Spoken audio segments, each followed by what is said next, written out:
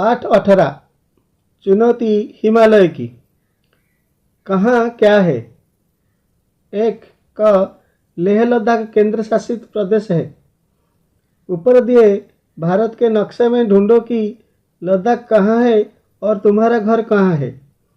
उत्तर क लद्दाख हमारा घर, ग तिब्बत। ख अनुमान लगाओ कि तुम जहाँ रहते हो वहाँ से लद्दाख पहुँचने में कितने दिन लग सकते हैं और वहाँ किन किन जरिए से पहुँचा जा सकता है। उत्तर हम विशाखापट्टनम में रहते हैं, वहाँ से लद्दाख पहुँचने में 4-5 दिन लग सकते हैं। वहाँ रेल, बस तथा वायुयान द्वारा पहुँचा जा सकता है। ग किताब के शुरू में तुमने तिब्बती लोककथा राग की रस्सी पढ़ी थी। नक्शे में तिब्बत को ढूंढो।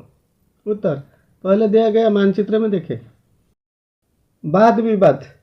1 क बर्फ से ढके चट्टानी पहाड़ों के उदास और फीके लगने की क्या वजह हो सकती है। उत्तर बर्फ से ढके चट्टानी पहाड़ों के उदास और फीके लगने की वजह वहाँ दूर दूर तक किसी का न होना हो सकती है। ख बताओ ये जगह कब उदास और फीकी लगती हैं और यहाँ कब रौनक होती है। घर, बाजार, स्कूल, खेत। उत्तर घर, जब घर के सभी सदस्य बाहर चले जाते हैं तो घर उदास और फीका लगता है, लेकिन जब घर के सभी सदस्य घर में होते हैं तब घर में रौनक होती है। बाजार, जब बाजार बंद होने लगता है तो वह उदास और फीका लगता है, लेकिन जब बाजार में लोग खरीदारी करने आते हैं तो वहाँ रौनक होती है। स्कूल, जब स्कूल की छुट्टी हो जाती है तो स्कूल उदास और फीका लगता है, लेकिन जब बच्चे स्कूल में आते हैं तो वहाँ रौनक होती है। खेत, जब खेत में फसल नहीं लहराती है तो खेत उदास और फीके लगते हैं, लेकिन जब वहाँ फसल लहराती है तब वहाँ रौनक होती है। 2 जवाहरलाल को इस कठिन यात्रा के लिए तैयार नहीं होना चाहिए। तुम इससे सहमत हो तो भी तर्क दो, नहीं हो तो भी तर्क दो। अपने तर्कों को तुम कक्षा के सामने प्रस्तुत भी कर सकते हो।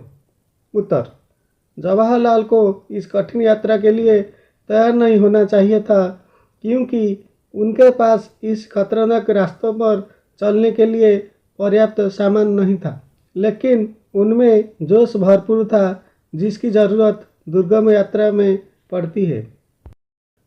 कोलाज, कोलाज उस तस्वीर को कहते हैं जो कई तस्वीरों को छोटे छोटे टुकड़ों में काटकर एक कागज पर चिपका कर बनाई जाती है।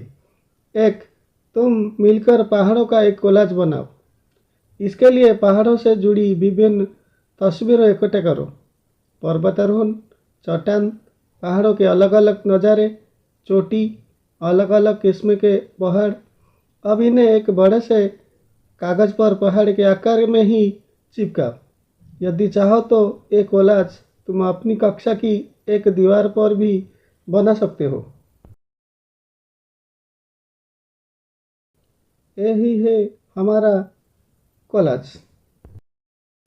2 अभी इन चित्रों पर आधारित शब्दों का एक कोलाज बनाओ। कोलाज में ऐसे शब्द हो जो इन चित्रों का वर्णन कर पा रहे हो या मन में उठने वाली भावनाओं को बता रहे हो। अब इन दोनों कोलाजों को कक्षा में प्रदर्शित करो। रस्सी, पहाड़ों, पेड़, बर्फ, पथरीले, चट्टान, चोटी, पर्वतारोही। तुम्हारी समझ से। 1 इस वृत्तांत को पढ़ते पढ़ते तुम्हें भी अपनी कोई छोटी या लंबी यात्रा याद आ रही हो तो उसके बारे में लिखो। उत्तर एक बार मैं अपने गांव गया था, जो कि हिमाचल प्रदेश के ऊंचे ऊंचे पहाड़ों के बीच कल्पा में है। मैं गांव जाने के लिए सुबह रेलगाड़ी में बैठ गया। आधा सफ़र तो सही कट गया, लेकिन जैसे गाड़ी शिमला पहुंची उसके आगे रास्ते बहुत ही खतरनाक हो गए। सड़कों के दोनों तरफ ऊंचे ऊंचे पहाड़ दिखाई देने लगे। रात के समय में यह पहाड़ और भी भयानक लग रहे थे। हमारी बस भी घुमावदार रास्तों पर धीरे धीरे चल रही थी। दूसरे दिन शाम के समय हम अपने गांव पहुंचे। तब सूरज छिप रहा था। बर्फ से ढके पहाड़ सूरज के प्रकाश में सोने की तरह प्रतीत हो रहे थे। दो, जवाहरलाल को अमरनाथ तक का सफ़र अधूरा क्यों छोड़ना पड़ा? उत्तर, जवाहरलाल को अमरनाथ तक का सफ़र अधूरा इसलिए छोड़ना पड़ा क्योंकि आगे का मार्ग और अधिक खतरनाक था। साथ ही उनके पास इन रास्तों पर जाने संबंधित सामान भी नहीं था।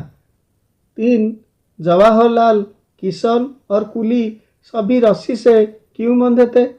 उत्तर, जवाहरलाल, किशन और कुली सभी रस्सी से इसलिए बंधे थे कि अगर वह कहीं पहाड़ पर से गिर जाए तो रस्सी का सहारे लटक जाएंगे।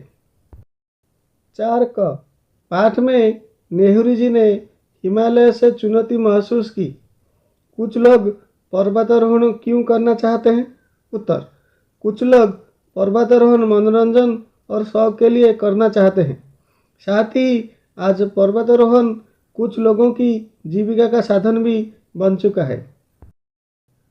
ख, ऐसे कौन से चुनौती भरे काम हैं जो तुम करना पसंद करोगे? उत्तर, हम निम्नलिखित चुनौती भरे काम करना पसंद करेंगे। 1, विद्यालय में पढ़ाई में प्रथम आना। 2, विभिन्न खेलों में पुरस्कार जीतना। 3, तैरना सीखना। 4, कुछ अन्य भाषाओं का ज्ञान सीखना। 5, मुसीबत में लोगों की मदद करना। बोलते पहाड़। 1, उदास फीके बर्फ से ढके चट्टानी पहाड़।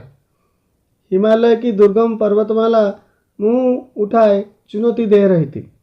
उदास होना और चुनौती देना मनुष्य के स्वभाव है। यहाँ निर्जीव पहाड़ ऐसा कर रहे हैं।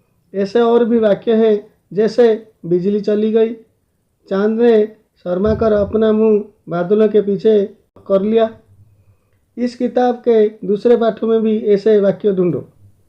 उत्तर क, उन्होंने साड़ी की सिकने दुरुस्त की। ख, पूरे 10 दिन हो गए सूरज लापता है। ग, गोलियों की आवाज़ से पूरी घाटी गूंज गई।